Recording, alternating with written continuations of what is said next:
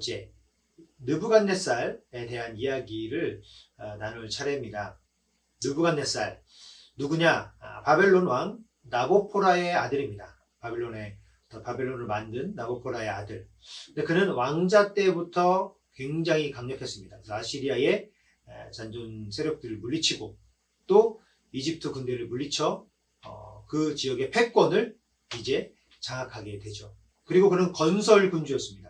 바빌론의 그 웅장한 문, 그리고 공중 정원, 또 유브라데 강의 다리를 놓았고 페르시아만의 항구도 조성했고 아주 그냥 거대한 도시를 만든 장군입니다. 아주 능력이 있고 전쟁에도 강하고 또 굉장히 잔혹했던 왕 중에 하나죠. 성경 속에 느부갓네살 나옵니다. 남유다를 멸망시켰죠. 그래서 그 남유다의 왕들을 잡아가고 아주 멸망시키고 성전까지 다 파괴시킨 그게 느부갓네살 왕이죠. 그리고 유다와 예루살렘을 70년간 포로로 잡아둡니다. 예레미야 25장 11절에 예레미야가 예언합니다.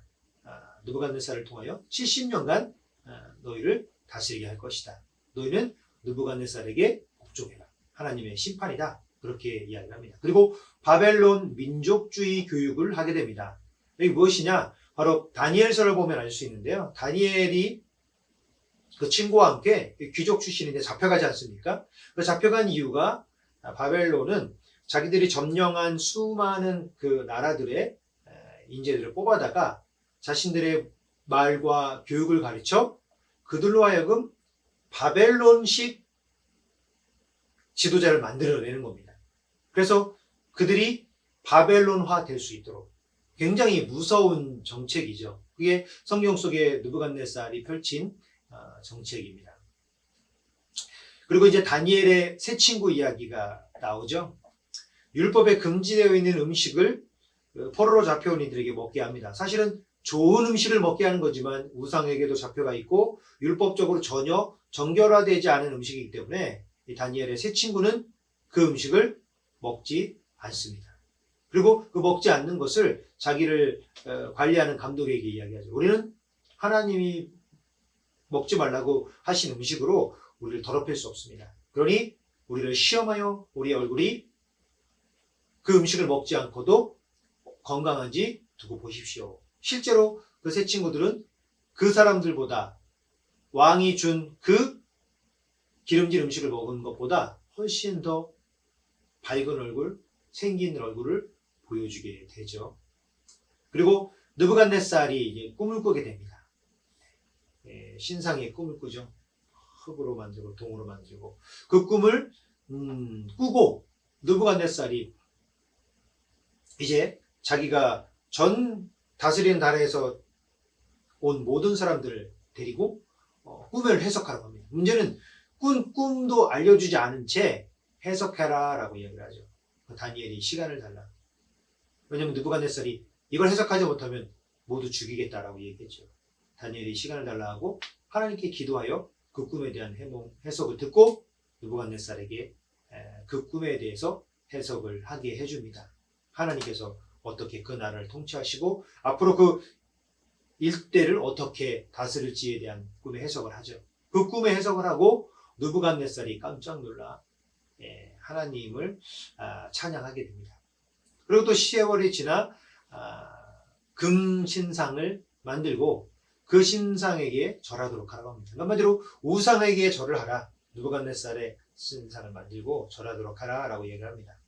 다니엘과 그 세 친구가 그 명령을 어깁니다.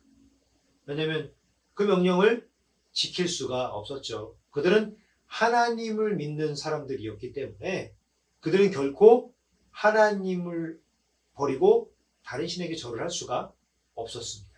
그래서 이 세 친구가 어떻게 되죠? 다니엘과 세 친구가 이 풀무불에 던져지게 됩니다. 막 7배나 더 풀무를 떼워 불을 떼는 사람이 죽을 정도로 뜨거운데 풀무에 세 친구가 멀쩡하게 살아납니다. 한 분 더 그들과 함께 말이죠. 느부갓네살이 그 모습을 보고 불을 꺼라. 그리고 나오게 해라. 나왔습니다. 그냥 그렇게 뜨거운 불에 어디 하나 그을린 데 없이 나온 모습을 보고 느부갓네살이 하나님을 찬양하게 됩니다. 그리고 조서를 내리게 되죠. 누구든지 하나님의 이름을 업신여기는 자는 죽임을 받을 것이다. 이 조서가 어디까지 가냐? 바벨론이 그 지역을 모두 다스렸기 때문에 그 지역에 있는 바벨론이 다스리는 거대한 왕국 전체에 하나님의 이름이 느부갓네살 왕을 통하여 조서로 내려가게 됩니다. 지극히 높으신 하나님이라. 그분의 이름을 업신여긴 자는 죽임을 당할 것이다. 이게 그 내용이 나오게 됩니다. 네. 그리고 이번엔 느부갓네살의 고백인데요. 이제 이 4장에 나오는 이야기입니다. 다니엘서 4장에. 느부갓네살이 그 1절부터 나오는데 하나님을 찬양하는 내용이 먼저 나옵니다. 그리고 느부갓네살이 이제 꿈을 꾸게 되죠. 본인이 꿈을 꾸는데 나무가 막 풍성하여서 풍성해졌다가 지극히 높은 자가 그걸 다 없애버리고 다시 새롭게 통치하고 있는 꿈을 꾸게 됩니다. 이 역시 또 느부갓네살이 그 꿈을 꾸고 잠을 못 자고 다니엘을 부르죠. 그래서 그 다니엘 보고 그 꿈을 해몽해달라고 합니다. 다니엘이 그 꿈을 듣고 굉장히 놀랐습니다. 왜냐? 이것은 하나님께서 느부갓네살 왕에 대한 심판의 꿈이었거든요. 그래서 그가 그 꿈대로 7년간 미치광이처럼 들에서 풀을 뜯어먹으면서 지내게 되는 꿈의 내용이었습니다. 그 꿈에 대한 해석을 다니엘이 떨며 느부갓네살 왕에게 하게 되죠. 그리고 다니엘이 이야기합니다. 죄를 회개하고 고아와 과부를 돌보며 선한 왕이 되라. 왜냐하면 사실 느부갓네살 왕은 굉장히 잔혹한 왕이었습니다. 이스라엘을 점령할 때도 왕의 자식들을 보는 앞에도 죽이고 눈을 뽑고 아주 그냥 잔혹하게 말할 수 없었습니다.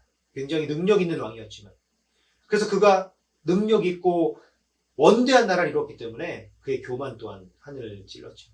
근데 그 말을 듣고 12달 동안 느부갓네살 왕이 지났습니다. 그리고 12달이 된 후 1년이 지난 후에 그가 자신의 이름을 스스로 찬양합니다. 이 모든 업적이 나로 말미암지 않았느냐?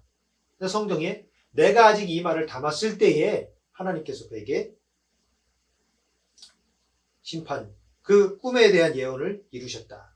그래서 그가 정신이 나가 들에서 소처럼 풀을 뜯어먹으며 7년간이나 세월이 지납니다. 그리고 하나님의 영이 다시 임하여 느부갓네살이 이제 회복을 하게 되죠. 그리고 그 회복이 임한 이후에 느부갓네살이 또다시 하나님을 찬양합니다. 사실 그 다니엘서 4장은 1장의 내용이 전체 내용의 4장 결론이 먼저 나오게 됩니다. 그리고 마지막에도 느부갓네살은 회복한 이후에 하나님을 찬양하게 됩니다. 오늘 본문은 다니엘서 전체를 다루는 가운데 느부갓네살 왕이라는 것을 따로 떼어서 지금 다루게 됩니다. 그 느부갓네살의 통치는 어떤 의미가 있을까? 세상 권세는 하나님의 통치 아래에 있다라는 메시지를 우리가 볼 수 있습니다. 왜냐하면 느부갓네살이 왕이 되기 전에 이미 하나님께서는 예레미야를 통하여서 느부갓네살의 통치를 예언하셨습니다.